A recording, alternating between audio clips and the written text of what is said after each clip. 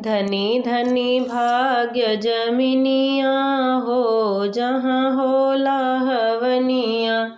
धनी धनी भाग्य जमिनिया हो जहाँ होला हवनिया। हवना महक सुंगी ब्रह्मा जी आए। हवना महक सुंगी ब्रह्मा जी आए। संगमा में सरस्वती रनिया हो जहाँ होला हवनिया। संगमा में सरस्वती रनिया हो जहाँ होला हवनिया। धनी धनी भाग्य जमिनिया हो जहाँ होला हवनिया। हवना महक सुंगे शंकर जी आए। हवना महक सुंगे शंकर जी आए। संगवा में गौरा रनिया हो जहाँ होला हवनिया। संगवा में गौरा रनिया हो जहाँ होला हवनिया। धनी धनी भाग्य जमिनिया हो जहाँ होला हवनिया।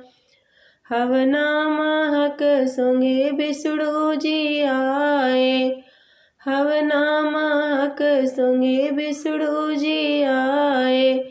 संगवा में लक्ष्मी रनिया हो जहाँ होला हवनिया।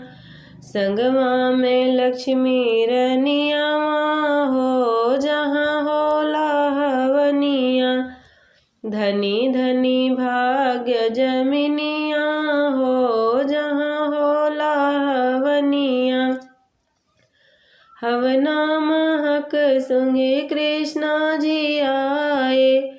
हवना महक सुंगे कृष्णा जी आए। संगवा में राधा रनिया हो जहाँ होला हवनिया। धनी धनी भाग्य जमिनिया हो जहाँ होला हवनिया। धनी धनी भाग्य जमिनिया हो जहाँ होला हवनिया। हवना महक सुंगे दुर्गा जी आई। हवना महक सुंगे दुर्गा जी आई। संगवा में सातों बहिनिया हो जहाँ होला हवनिया। संगवा में सातों बहिनिया हो जहाँ होला हवनिया। धनी धनी भाग्य जमिनिया हो जहाँ होला हवनिया।